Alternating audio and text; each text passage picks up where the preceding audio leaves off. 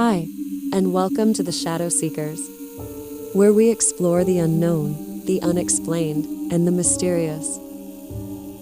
Today, we venture to the misty, lantern-lit streets of old Japan to meet one of the most unsettling and insidious beings in folklore, the Rokurokubi. By day, they walk unseen among us. By night, their necks stretch into the darkness, and home becomes a place of horror.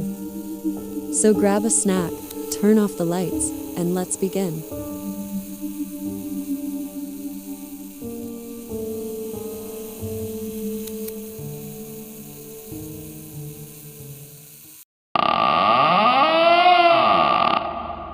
In Japanese myth, a Rokurokubi appears human during daylight, an ordinary woman, or sometimes a man.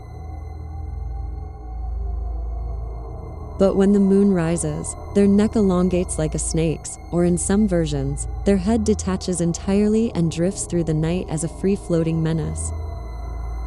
They are yokai spirits, or creatures born of curses, karma, or broken vows. In some legends, they are afflicted unknowingly. In others, they embrace their monstrous nature. During the Edo period in Japan, from 1603 to 1867, tales of women whose heads rolled off pillows, or whose necks grew grotesquely long in their slumber, circulated widely. Some stories tie the curse to Buddhist transgressions: a woman who broke a vow, or a man who murdered a woman and stole her wealth, their daughter born a Rokurokubi as cosmic justice. These creatures often served as moral warnings, woven into ghost stories and art prints of the time. While many of us might dismiss yokai as myth, there are dozens of anecdotes of people claiming to have seen the neck stretch, or a head drifting through the night. One historic case, in a village of what is now known as Osaka, a couple found their daughter's neck elongating nightly. Despite Shinto and Buddhist remedies, the strange change only worsened. Another story, a servant girl slept, and her master observed a mist rising from her chest. Her neck grew unnaturally, then retracted when she stirred. Soon after, she was dismissed for fear of being a Rokurokubi.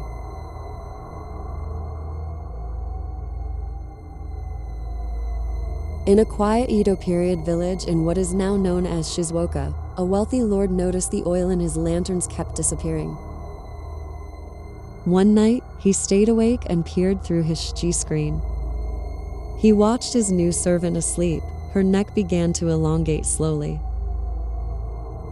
The neck crept across the tatami until the woman's head hovered near the lamp, her tongue flicking out to drink the oil.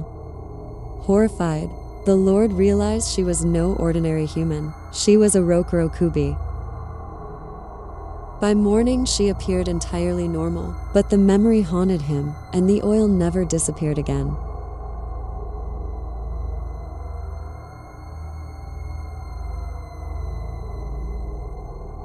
In a coastal village of what is now Fukui, a beloved young bride disappeared one night. Her husband awoke to find her body still in bed, but her head was gone. Outside in the darkness, villagers claimed to see a woman's head floating above the waves, her long neck stretched far behind, her mouth open in a silent scream.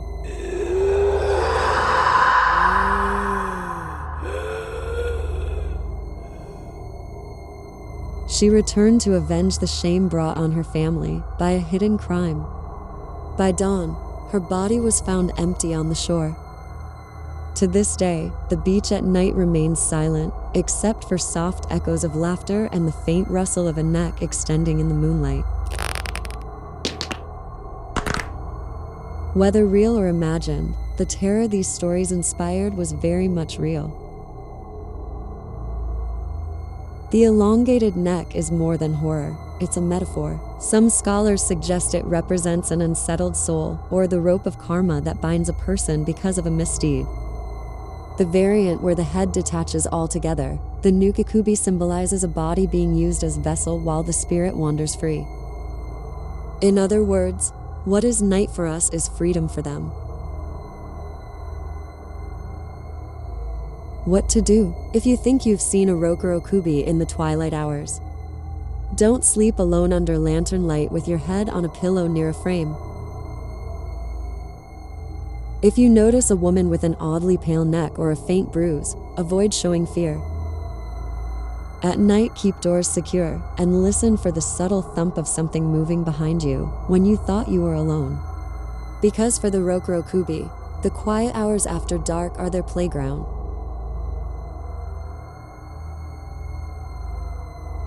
So, shadow seekers, next time you drift through the night, watching shadows in a silent room, remember, some things standing still by day, stretch, creep, and wander in the dark.